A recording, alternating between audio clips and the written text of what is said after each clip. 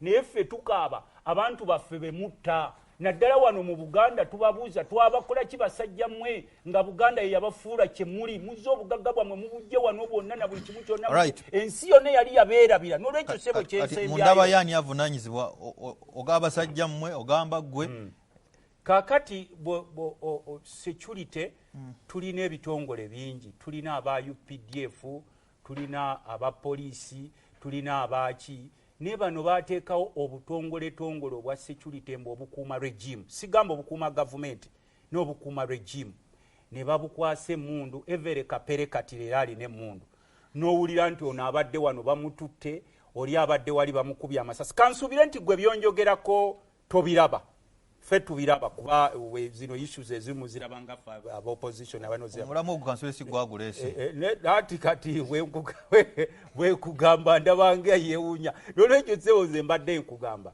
nti abantu abasinga okuwambibwa 99% bonna bawagizi ba Robert Kyagulanyi Ssentamu abajjudde makomera n'emirambo egiziikibwa gye tulaba ne gye tutalaba mu bankers emirambo gye mutteeyo mu makomera ne muzika naye sebo kino tubadde tusanga ffe abaka ba palamenti kemaliriza nga nze omubaka wa palamenti n'ababaka ba palamenti abali mwesa si buli muntu nti ali mwesa twalibadde tulowooza nti abakulu bano tubagamba nti Uganda teyatandika nabo era tegenda kukoma nammwe okutta abantu can you imagine from 1980s people are shedding blood but they are not satisfied nobabuuza nti ekibakubisa ebintu kuba luli twekwasanga obote yafa so many years ago ne bajjanga beekwasa kakati ffe tunayawula tutya ssebo abakulu ngamba mu abalwana mu nsiko kuba kati buli kimu kitayinga nti mwe mwalwana mwe mulina buli kimu powers kati tunayawula tutya omulembe gwammwe naguli ogwali omubi ennyo kubanga ffe tubadde tulowooza nti olw'okuba mmwe musomyeko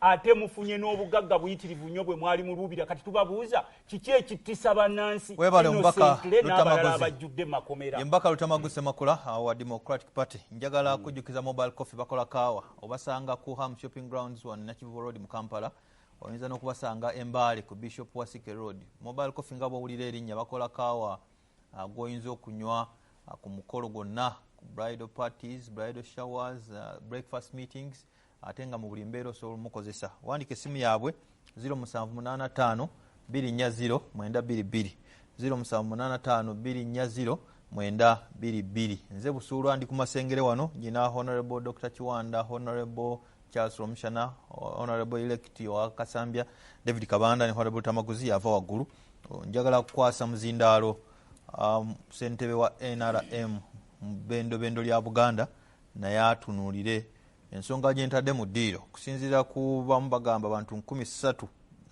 be batalabikawo abamanyiddwako kyomukulu kikendeezezza ssentebe mu bendo ebendo mu Luganda kaba katono is like Greater Mubende mu kitundu kya Buganda kati yi wa Buganda si mu kitundu wa Buganda mwagala ku namba 4 mu hierarchy ya NRM because bogamba ebendo lya Buganda obanga mukutudiddeko ku kitundu kya Buganda nyamwaguleta Masaka okay ebendo lwe Luganda kwa buloko nsasire Honorable Dr. Salongo kisoboka Dr. Chiwanda bado muzindalo ani avunanyizibwa ku Kiwamba bantu era tukoze tukuwa embeera evudde mu nteeko tukomyewo abatu laba mbalamusizza nebaza Katonda atukumye okuva ku Lwokunayo twali wano ate paka n'olwaleero nammwe abakuumye mwe mbuswa tukwebaza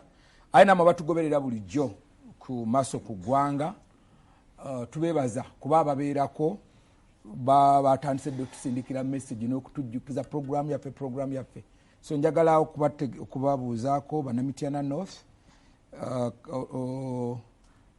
Kabandu manyi kyali mubaka weeyo paka May era ne budget okyayisa n'amateeka agatugasaba agagaseddako baleeta ekisanja ky'emyaka 7 220 twetegekera eye 12 kakati njaga kukulisaayo omwami David Kabanda ngera bwotegeeza nti twali wano ng'akyali omubaka candidate ate n'awangula nno Kabanda oyo tubaye tujjawo nga tukubaganya ebirowoozo nti y'omu ku babaka actually mbadde nkyamuwakanya naye eyayiseewo ne margin ennene nnyo wakati we ne gwe yabadde yesimbyewo naye.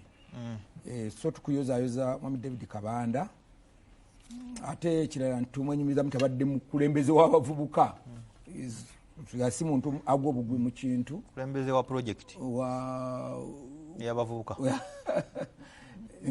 nga youth leader no ng'ogyeko ebyo naye nga youth leader atatako okwambala ekifaananyi kya muhozi nobona abyambala otya wano muhozi wano museveni chairman wange alina kyagamba genda maaso doctor ate kyemulabe kyanti of course he's been a youth leader but nze mu youth leadership mwe nava okufuuka member of parliament ate ne njagala kumuyozaayoza ne tiimu yonna and his district was one of our best district mu central region. Tewali nupu yayita wati tewali wano bakuvuganya actually Mubende twagiwangula ababaka bonna aba Mubende ne chairman Rusifa ne mayor naye ne tuwangula Mubende district. Yes gonna out of 19 twafunye 18 yeah.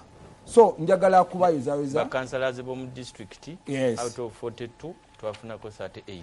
So twagala kubeebaza mmwe era nola mwambuswaki tontindawo kutwagita kuno ekirala nti n'enkola gye twakolamu kuba twava wano jjukira twali tugenda makalulu kanaku z'omwezi nga 3 awe twakomerawo olwokuna luli Mubende twagiwangula ekitegeeza mwawangula kikyotegeeza why do you emphasize that twagala kwebaza nti tuwagunda accountability abawagizi ba National Resistance Movement nti mu Buganda wali weevu. Yes actually mu Buganda tulina egombola 303 twawangudde egombola 223 National Resistance Movement 230 ate government out of 330 egombola zone ziri mu Buganda ate government ebeeraawo mu Uganda yonna mulimu egombola. What is the percentage in Buganda? That's about 65%. Sumwawangudde Buganda? Yes. ate government eryawo kulokoka bulowinga ka success akatono kiri ekinene mugezako bikaki awe weewali ekinyusi kiri wansi awo kwedo era olwaliwo bogenda balidawe Mwami Bisula mbadde Luweero musenkanya balida banga ab'e Luweero nakaseke ne nakasongola naye singa kati otuzaamu akalulu kuba bantu bali mu kwejjusa baga twalonda biki bye twamalako yes nze nkubuulira ono twamuwangula nakaseke yabba nakaseke President Museveni one nakaseke President Museveni kankubeko from the reality tawangulangako nakaseke yali nakaseke north gye bakwata abawagizi ba agent ba Kyagulanyi mu nakaseke north twawangula by 53%. Dr. Chiwanda honorable Tamaguzi okay Dr. Chiwanda Ekiwamba bantu mu ggwanga akasembayo katono Mwami Tamaguzi naye mukutegeeza na kino honorable Tamaguzi mubuuze mu constituency ye abawagizi ba Kyagulanyi yo nga tebabakwata anti nkugambye nti abawagizi ba Robert Kyagulanyi mu constituency yo Nakaseke North ba agent bonna babawamba amagye ate wo ewange mu constituency ku barakisi y'Essingo balonda paka Samukago gwekyo ne bakwata Museveni yafunako obulumeka kakati mpulirize honorable members mwena muliko ka honorable Dr. Chiwanda yoge ya mbadde just njaa kujjukiza Mwami Tamaguzi akasembayo kakano kukabatuuliza nti ku gombola 2,210 mwana mu 7 eziri mu Uganda NRM yanguddeko gombola 1,807 that is about 75%. Ku base gombola 1,807 mu Uganda yonna ku gombola zino NUP yawanguddeko gombola 707 mu Uganda yonna ku 2,200 kamala okumalero naye ekisinga okwewunyisa nti kwezo egombola 7 zezo mu Buganda out of 3,000 ku gombola ebawangudde 7,700 kati ku 2,210 NRM already erinaku egombola 1,800 ezeyawangudde amagombola basente b'amagombola 1,800 NUP eyadenge gire eringiza yafunye egombola 7,700 ng'ensanvu zeziri wano ngeri balina eggombola 7 in the rest of Uganda. They cannot talk about the political part of Uganda. All right, Doctor.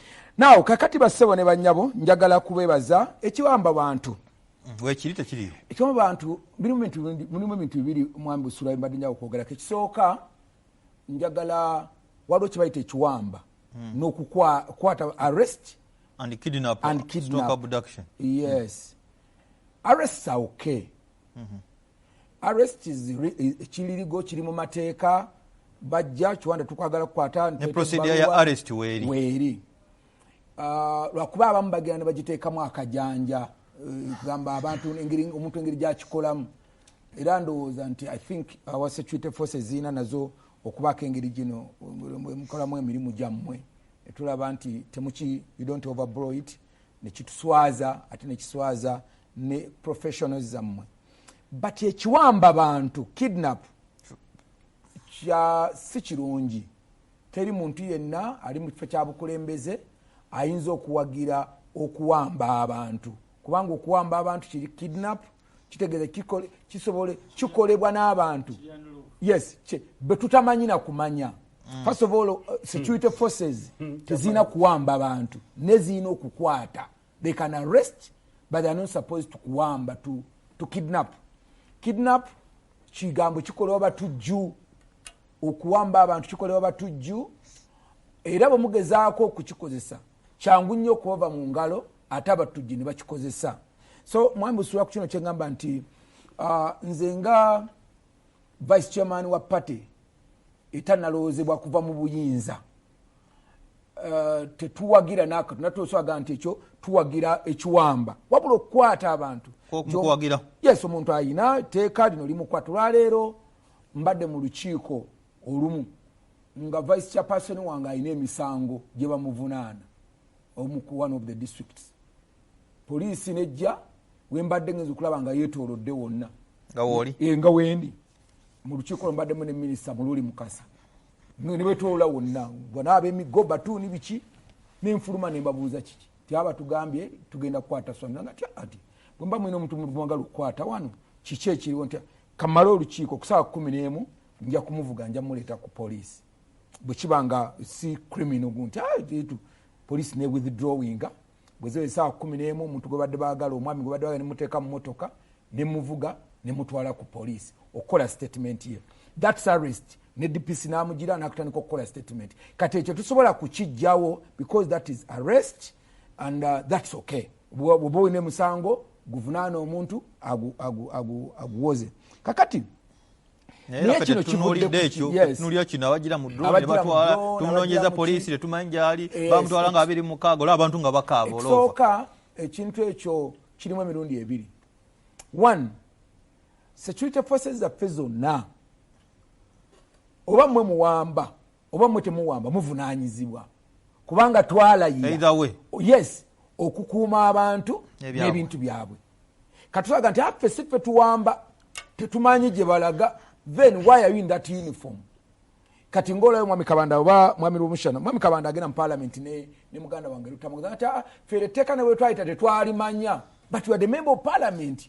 Tukusuubira newankubadde oyinza okuba oteesewo resistance etali ngeni yabalutamaguze y'okulwana n'okulinnya ku mmeeza kubanga mutuma ekitumisa mu parliament y'oba bwongo naye oba tolina bwongo oyagala kumenya mizindaalo kulinnya ku ntebe waggulu naye bw'obeera nga bwongo okola argument they can defeat you on the argument naye ati sibaga nti Hansard yapiikinga nti mwami Lutamaguzi kino ekigambo yayogera bw'ati. So nze ndowooza nti ekimu ku kye tulina okukola ffenna nga bannayuganda kwe kuvumirira Ekiwamba abantu nese kuvumirira yenna. Way forward, I have way forward tunachukua tia maybe I will give it mu maaso eyo simanyi oba tunagira watu tujiwerera mu jimpe tulabe. Ekisooka